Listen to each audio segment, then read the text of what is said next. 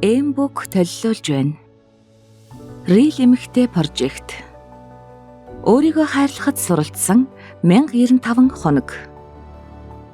Зохиогч Жулия Булган. Өгүүлэгч Пүрэвдоржийн од гэрэл. Хайрт аав ээж хоёртоо зориулав. Хайрлуулах эрхгүй эмэгтэй сэтгэлийг ойлгон аргадаж, өөрийгөө очир эрдэнэ мэд үн цэнтэй бүсгүй болгон бүтээхэд нь туслахыг хүслээ. Ном бүтэх болсон түүх. Одоогоос хэдэн жилийн өмнө үүлэрхэг бүүдгэр нэгэн өдөр хүний нутагт бүх зүйлс минь бүтэлгүйтэж, дэргэд минь байсан цорын ганц хүнтэйгээ муудалцчихад бие маань халуураад байгаа юм шиг зэвхийгээд цэцэрлэгт хүрээлэнгийн сандал дээр ганцаараа уйлж үхлээ төсөөлөн сууж байхад минь ойролцоох хэсэгт аав ээжтэйгээ тоглож байсан 5-6 настай болов гэмээр жижигхэн шаргал өстэй охин урдуур минь өнгөрөхдөө над руу гараараа даллаж хаая гэж хэлээд инээсэн нь тэрхэн зурт сэтгэл дотор минь хургасан том хар үлийг юучгүй нүүлэх чиг шиг болж билээ.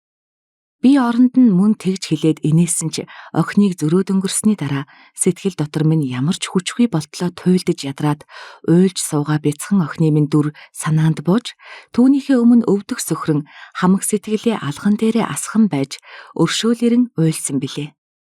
Сэтгэлд минь байх тэр бяцхан охин бол яг л түүнийг аврагч шиг 6 настай мөөгөн үстэй шар охин буюу би билээ. Ингэж бяцхан аз жаргалын дагин шидэт инээмсэглэлээрээ бас нэгэн дагныхаа амийг аварсан юм. Эмэгтэй хүний амьдрал хатуу, эмэгтэй хүний амьдралаар амьдрах хэцүү. Энэ ертөнцийн эмэгтэй хүн болж төрснөөс минь хойш яаж амьдрах ёстой, хэн байх ёстой, ямар боловсрал эзэмших ёстой, яаж аяглах ёстойг минь зааж зааварлах хүн мондохгүй ч сэтгэлийг минь толдсон мэт ойлгож аргадан эрхлүүлэх хүн даанч цөөхөн. Даанч цөөхөн байна да гэд тэднийг хайж олохоор намайг хайрлаач, намайг тэврээч, миний дэргэд үрд байгаач гэд олон хүнийг гуйн царайчилсан ч тэд бүгд сэтгэл дээгүүр минь жишимчгүй туучин гიშгчиж хогон дунд намайг хаяад яваад өгөх нь зүрх зүсмэр. Харин би авралын бяцхан дагинтайгаа таархаасаа хэдэн сарын өмнө надад насан туршдаа үнэнч байж намайг хизээж орхихгүй, цаг мөч тутамд хайрлан инхрэлж урамшуулан дэмжих тэр хүний олсон байснаа тэр цэцэрлэгт хүрээлэнд бяцхан охиноосоо өршөөлөрн уйлж суухтаа л анзаарсан билээ. Тэр хүн бол би. Сэтгэлийн минь доторх өрөвдөлтөй тэр охиныг аргадан тайвшруулах, духан дээр нь үнсэн хайрлах эхийн сэтгэл минь билээ.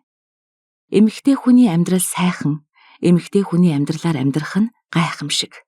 Гагцхүү сэтгэл дотроосоо бяцхан охиноо олж, дараа нь түүнийг хайрлан жаргаах ээжийг нь бүтээсэн үед.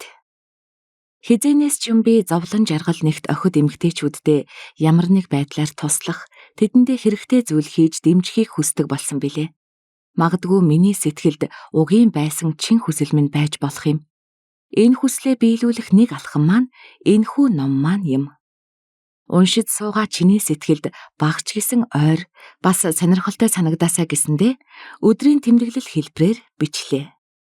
Мөн би та бүхэнд ийм тийм гэж зааж зааварлахыг хүсээгүй учраас хамгийн нандин нууцаа дэлгэн харуулж буй чамтай л адилхан замаа олох гээд алдаж онож яваа бүсгүй хүний дүрээр шин санаа, үлгэрлэл болох үз ухаарлуудыг нэгтгэн нэг зохиолын хэлбэрт оруулан хүргэж байна.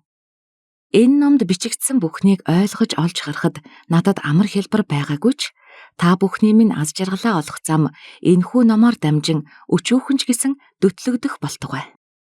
Та таалан болгоно. Жулия Булган. 1-р бүлэг эсвэл эхний жил эсвэл хайр мэдэхгүй охин. Энэ авраг ертөнцийн нэгэн тусал болсон бяцхан сэтгэл минь бие цогцос минь. Нулимс зүгээр л урсаад байх юм. Энэ ертөнцээр би орь ганцаараа мэд. Би намарт дургүй, ийм бүүдгэр өдрүүдэд бүрч дургүй. Би нар хармаар байна. Гэтэл нар хүртэл надаас нүрээ боруулсан мэт үүлний цаанаас огт гарч ирэхгүй юм. Ахиад л нэг өгөхийг хүссэн өдөр. Өнөөдөр 2018 оны 10 дугаар сарын 17 лав гараг 15 цаг 23 минут болж байна. Ажлын өдрийн үд дунд гэртээ гиюурэн ганцаараа сууж байгаа маань Энэ сарын зээлийн төлбөрөөр яаж хийхээ мэдэхгүй байгаа маань хийх ажилчгүй, зоригчгүй, хамгийн гол нь надад ийм хэцүү байхад дэргэд минь хинч үгүй байгаа нь бүрч аимшигтай байна. Бусдад хүнд хэцүү үед нь санаагаараа ирээд тусалж инээлэгдэг хань болдог хүмүүс байдаг байхад надад тийм ч юм алга. Аав ээж минь ч, найз нөхөд минь ч миний дэргэд алга. Арчаагүй юм да. Би ганцаардж байна. Энэ ертөнц дээр орь ганцаар мэт сэтгэл минь үхтлээ шаналж байна. Би хинээрч хайрлуулах эрхгүй хүн бололтой. Тулгаатай танилцаад одоо л намайг чин сэтгэлээсээ хайрлах жинхэнэ эр хүнтэй уулзлаа гэж баярлаж байсан. Ахаад л намайг орхиод явчихлаа. Сүрхий найз гээд байдаг амраад ч тоох юм алга. Тогтсон ажилч алга. Байрч, машинчгүй, мөнгөч байхгүй. Надад ер нь юу ч алга. Өдий 26 наснда ийм байхаар хэн намайг хайрлах вэ дээ? Ингэж өөрөө ч зовж, бусдыг ч царайчилж байхаар зүгээр л үхээд өгмөр байна. Би амьдрч чадахгүй юм байна. Амьдрна гэдэг миний хийж чадах зүйл биш бололтой. Намайг өгчихвөл харамсах хүн байх болов? Ядаж ээж минь харамсах болов? Юу гэж дээ, бас л арчаагүй гэж хараах байлгүй. Чи битгий яваач, надтай хамт насан туршдаа байгаач гэж хэлэх хүн байх болов ернэ? Би яг яах гэж энэ ертөнцид төрсөн юм бол? Хэнд ч хэрэггүй ингэж амьдрах гэж юу? 2018 оны 10 дугаар сарын 26. Бэмб гараг 10 цаг 8 минут. Тулгаа намайг орхиод өнөөдөр сар боллоо. Намайг бүрмөсөн мартсан бололтой. Уржигдөр орой гэрийнх нь гадаа очиод мессеж биччихэд хүлээгээд суучихсан. Нулимс урсаад л байсан. Уйлаад орцсны өмнө сууж байсан өөрийгөө одоо ч бодоход өрөвдөж байна. Хэдэн цаг болоход тэр хариуч бичээгүй, залгаагүй, гарч ирээгүй. Надад ингэж хандаж байгаад нь үнэхээр итгэхгүй юм. Намайг биширдэг, шүтдэг байсан тэр хайртай гэд үнсдэг байсан. Намайг олон юм битгий бодорой гэд тэрвэрдэг аргаддаг байсан тэр яагаад ингэж байгаа юм болоо? Ядаж уулзаад ч болов тайлбарлаж ярилцаж болдгүй юм байх та. Өглөө болгон сэрээд чаата шалгах юм. Даанч юу ч алга. Намайг ингээд хүлээж байгаа гэж юу н боддог болов? Би одоо зүгээр л бүгдийг мартах ёстой юу? Би мартмааргүй байна. Яагаад тэрний хүслээр бүх юм эхлээд дуусаад байгаа юм? Хизээ дуусахыг би шийднэ гэж хэлсэн штэ. Хэн нэгнийг мартахын тулд мууг нь сана, муухай дурсамжуудаа бод гэдэг. Гэвч надад сайхан бүхэн л орж ирээд байх юм. Ирчүүдийг үзэн ядах сэтгэл надад хайрл гэдэг чинь ийм үед л хэлхийг хүсдэг үг бололтой. Байрныхаа түрээсийг төлөх мөнгөчгүй, ажилчгүй болцоход залуу бодоод уйлж байх ч гэжтэй. Одоо нэрээ яана?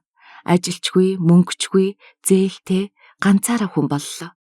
Ямар ч байсан байрнаасаа гарч аав ээжинд очиж хэсэгтэй бай. Тэгээд ажил хайхаас биш. Өөр яа гэхэв. Уг нь байр түрээслээд ч болтугай тэр гэрээс явахыг их л хүссэн юмсан. Одоо очиод бас бөөн хэрүүл урал байх та. 2018 оны 11-р сарын 3, лав гараг 13 цаг 6 минут. Гэрт ирсэн хүн болгон л миний нөхцөл байдал зориулж хэлэх шүүмж, зааварчилгаатай байх юм. Тэгэхгүй яасын, яагаад ингэсэн, эртгэн тэгж байхгүй, одоо тэгвэл энийг хий, тэрийг хий.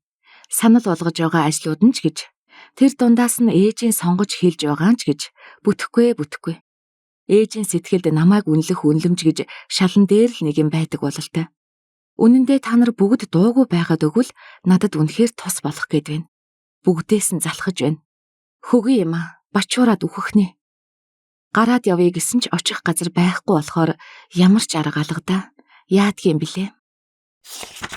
2018 оны 11-р сарын 16, даваа гараг 20 цаг 30 минут. Гадаа нэвсээсэн цас орж байна. Ганцаараа жаахан суулаа. Тогтун хэрнээ цастай, гадаа үнэхээр үдсгэлэнтэй байна. Ахаад суумаар байсан ч даарад байсан болохоор ороод ирлээ. Өнөөдөр энэ цасгал сэтгэлийг минь баясгаж байна. Бас дүүгээ харахаар үнэхээр өөрийн ирэхгүй инээд хайр хүрх юм. Ээж ажлын тухай ярихгүй байгаад баярлж л байна. Уг нь манай ээжийн зангаар бол одоо ажил төрөл олж хийгээч гэдэл өглөх ёстой доо. За тэр ч яахав. Яадаг ч байсан энэ тал дээр хэсэгтээ тайван байж болохоор байгаа маань сайхан л байна. Гэхдээ аав ээж хоёр бас л муудалцаад таардгүй янзаараа. Яаж ингэж байнга муудалдсан уур амьсгалтай амьдарцгаадгийн бол доо. Харин би шүн болгон гинэт сэрдэг боллоо. Нээх хар хүнд юм сэтгэл дээр дарчихсан мэт мэдрэмж төрөөд сэрнэ. Сэрээд цонх руу харахад бүх юм авралгүй. Би нэг нүхний гүнд гацчихсан байгаа мэт тэсвэрлэхийн аргагүй мэдрэмж төрөөд уйлна. Миний мэдхийн 5-6 хоног дарааллаад ийм юм болж байх шиг байна. Арай өнөөх депресс нь биш байгаа. Ер нь баг мөн биз дээ. Ингэж байгаад сэтгцийн өөрчлөлттэй болчих үе дээ. Хээхээ. За арайч дээ юу гэж тэхэв. Дүүгээ сургуульд нь хүргэж өгч аваад өдөрт хоол хийж гэр цэвэрлээд л байж байсан хүний сэтгэл зүйд өөрчлөлт орлоо гэвэл хүмүүс гайхах байлгүй. Юу хийсэн гэж тэгдэг байна.